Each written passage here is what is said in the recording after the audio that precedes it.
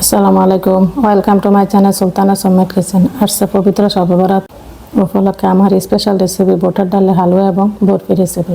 করতে প্রথমে আমি একটি মিক্সিং বোল নিচ্ছি, বোলের মধ্যে নিয়ে নিচ্ছি আধা কেজি বুটের ডাল। এখানে বুটের ডালটা অবশ্যই লাগবে। আমি এগুলো ভালোভাবে 6 থেকে 7 বার ধুয়ে পরিষ্কার করে আমার ধোয়া শেষ। এখন আমি পুরো রাতের জন্য ডালগুলো ভিজিয়ে রাখবো। পুরো রাত অবশ্যই ভিজিয়ে রাখতে হবে। দেখুন ডালগুলো সকালবেলা উঠে ফুলে ডাবল হয়েছে, এমনকি সফটও হয়েছে। ডালগুলো সিদ্ধ করার জন্য আমি একটা পাতিলে ডালগুলো নিয়ে নিচ্ছি। ডালগুলো আমি সিদ্ধ করে নিব 1 ঘন্টা। এখন দুধ দিয়ে দিচ্ছি আমি এখানে 1 লিটার। দুধ না থাকলে আপনারা পানি দিয়েও সিদ্ধ করে নিতে পারবেন। আমি এখানে শুধু দুধ দিয়ে সিদ্ধ করে নিচ্ছি। আর বলক আসার পরে অবশ্যই চুলাটা লো মিডিয়ামে দিয়ে রাখতে হবে, তা না হলে দুধগুলো ফুলে পড়ে যেতে পারে। এখন আমি হাফ টিস্পুন লবণ দিয়ে একটু মিশিয়ে দিচ্ছি। এখন আমি ভালোভাবে ঢাকনা দিয়ে চুলায় বসিয়ে দিব। তবে বলক আসার আগে ঢাকনা দেওয়া যাবে না। দেখুন ডালগুলো আমার 1 ঘন্টা পরে একদম ভালোভাবে সিদ্ধ হয়ে গেছে। দেখুন এটা অতিরিক্ত পানিও এখানে দেওয়া যাবে না। এখন আমি ব্লেন্ডার জারে ডালগুলো নিয়ে নিচ্ছি। ডালগুলো আমি 2 ভাগে ব্লেন্ড করে নিব। এমন ডাল এবং দুধ দুইটা মিলিয়ে ব্লেন্ড করে নিতে হবে। দেখুন আমি ব্লেন্ড করে নিয়েছি, একদম স্মুথলি একটা ব্লেন্ড, তবে একটু একটু দানা দানা থাকতে হবে। আমি এখন ব্লেন্ডার করা পেস্টগুলো বলে নিয়ে নিচ্ছি। আমি এখন হাত দিয়ে দেখিয়ে দিচ্ছি কীরকম পেস্টটা হতে হবে। এখন আমি চুলায় একটা প্যান বসিয়ে দিয়েছি। প্যানটা অবশ্যই ননস্টিকের হলে ভালো হবে, তাহলে আর লেগে যাবে না। এখন আমি 2 টেবিল চামচ দেশি গাওয়া ঘি দিয়ে আমি কিছু বাদাম রোস্ট করে নিচ্ছি।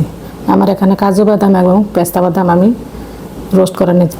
রোস্ট করা হয়ে গেছে, 2 থেকে 3 মিনিট আমি ভেজেছি। রোস্ট করা হয়ে গেছে, আমি এগুলো এখন উঠিয়ে নিচ্ছি।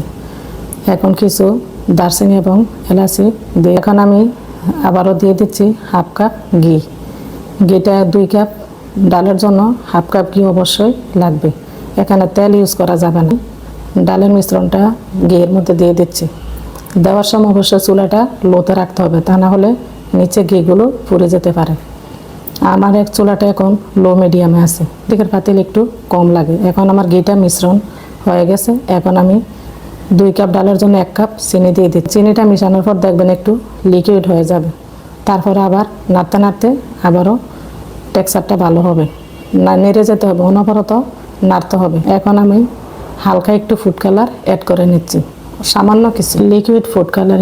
এটা ফুড গ্রেড স্বীকৃত। আপনারাও চেষ্টা করবেন ফুড গ্রেড স্বীকৃত কালারটা ইউজ করতে। আর এটা একদমই অপশনাল, এটা শুধু কালারের সুন্দরের জন্য।